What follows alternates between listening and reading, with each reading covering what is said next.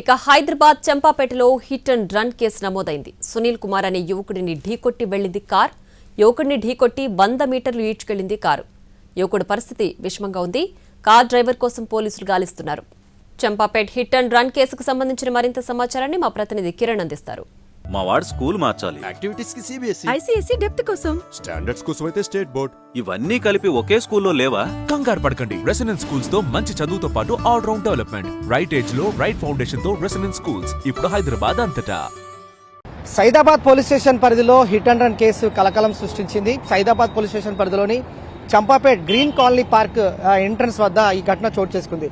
సంక్రాంతి పండుగ పూట సునీల్ అనే ఎవరైతే ఉన్నారో ఆ యువకుడు తన స్నేహితులను కలిసి ఇంటికి వెళ్తుండగా ఇదే స్పాట్ వద్ద బ్లాక్ కలర్ కియా కారు అత్యంత వేగంగా వచ్చి బైక్ ని ఢీకొట్టింది. ఢీకొట్టిన వెంటనే ఆగకుండా కారు డ్రైవర్ ఎస్కేప్ అయ్యాడు కారుతో పాటు. ప్రస్తుతం మనము గ్రీన్ పార్క్ కాలనీ వద్ద ఉన్నాము. ఈ స్పాట్ వద్ద సుమారు 50 మీటర్ల దూరంలో కారు సునీల్ కుమార్ ను ఈడ్చుకెళ్తూ ఇక్కడ నుండి ఎస్కేప్ అయ్యాడు కార్ డ్రైవర్ కారుతో.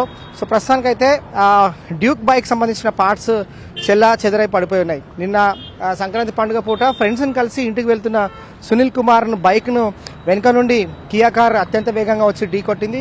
ఈ ఘటనలో సునీల్ కుమార్ తీవ్రంగా గాయపడ్డాడు. అతన్ని స్థానిక ప్రైవేట్ హాస్పిటల్ షిఫ్ట్ చేశారు. ప్రస్తుతం సునీల్ కుమార్ అతని ఆరోగ్య పరిస్థితి మాత్రం విషమంగా ఉందని తెలుస్తోంది. సైదాబాద్ పోలీసులు కేసు నమోదు చేసుకుని దర్యాప్తు కొనసాగిస్తున్నారు.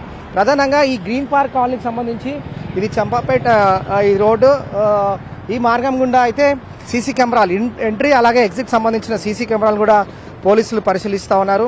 నిన్న ఫ్రెండ్స్ ని కలిసి డ్యూక్ బైక్ మీద సునీల్ కుమార్ వెళ్తుండగా రాత్రి 12 గంటల ప్రాంతంలో అత్యంత వేగంగా వెనక నుండి వచ్చిన Kia car Sunil Kumar bike ను ఢీకొట్టింది. ఢీకొట్టిన వెంటనే అది ఆపకుండా కార్ డ్రైవర్ కారుతో ఎస్కేపాడు. సుమారు 50 మీటర్ల దూరంలో బైక్ ను ఈడ్చుకు వెళ్ళింది. ఆ తర్వాత అక్కడ నుండి కారుతో డ్రైవర్ ఎస్కేప్ అయ్యాడు. తీవ్రంగా గాయపడ్డ సునీల్ కుమార్ మాత్రం ప్రస్తుతం ప్రైవేట్ హాస్పిటల్లో ట్రీట్మెంట్ తీసుకుంటున్నాడు. అతని ఆరోగ్య పరిస్థితి విషమంగా ఉన్నట్టు తెలుస్తోంది. సైదాబాద్ పోలీసులు సీసీ కెమెరాల ఆధారంగా ప్రస్తుతం అయితే కేసు నమోదు చేసుకుని దర్యాప్తు కొనసాగిస్తున్నారు.